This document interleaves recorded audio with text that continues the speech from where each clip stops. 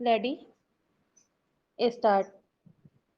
माननीय सदस्य के सामने यह विनियोग विधेयक क्रमांक 3 आया है और इसमें यह व्यवस्था दी गई है कि भारतवर्ष की संचित पूंजी में से 1 अरब और 60 करोड़ रुपए से अधिक धन निकाला जाए और उनको भारतवर्ष की उन सेवाओं पर खर्च किया जाए जो अनुसूची में अंकित है। उदाहरण के लिए, जैसा कि हमारे पूर्ववर्ती मित्रों ने कहा है, संभवतः इस विनियोग की आवश्यकता है। उनकी यहाँ एक सूची दी गई है।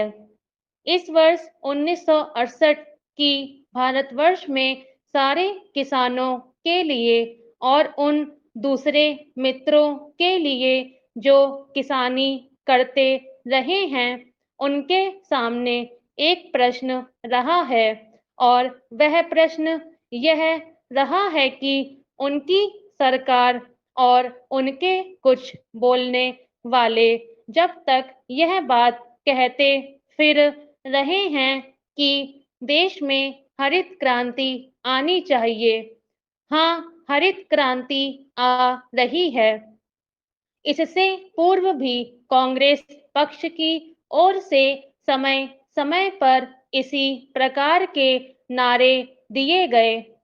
कभी यह भी कहा गया कि आराम हराम है, कभी यह कहा गया कि जय जवान जय किसान, और अब तीसरा नारा हरित क्रांति का आया है।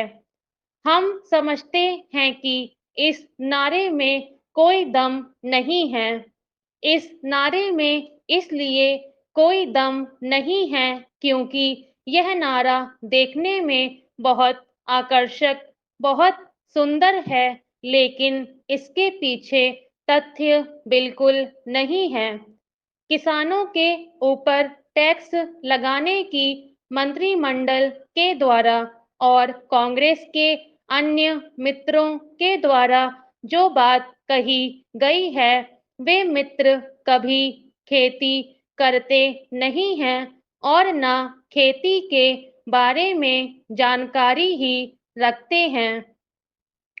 आदरणीय, भारतवर्ष में खेती का जो सबसे बड़ा प्रश्न चल रहा है, वह दो बातों के ऊपर आधारित है और यह कृषि की समस्या न होकर खाद्य की समस्या भी है।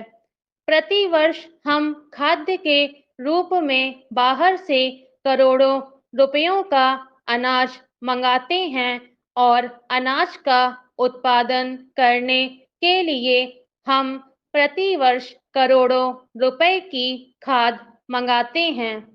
कांग्रेस सरकार की तरफ से गत 20 वर्षों में हमारे सामने बार बार कहा गया है, यह बात दोहराई गई है कि अब भारतवर्ष में हम बहुत जल्दी खाद्य के मामले में आत्मनिर्भर हो जाएंगे। हमको खाद्य की चिंता नहीं करनी चाहिए, लेकिन कांग्रेसी मित्रों ने जितने जोर जोर से यह कहा कि हम खाद्य की समस्या सुलझा रहे हैं, उतनी ही खाद्य की समस्या उलझती गई है। स्टॉप।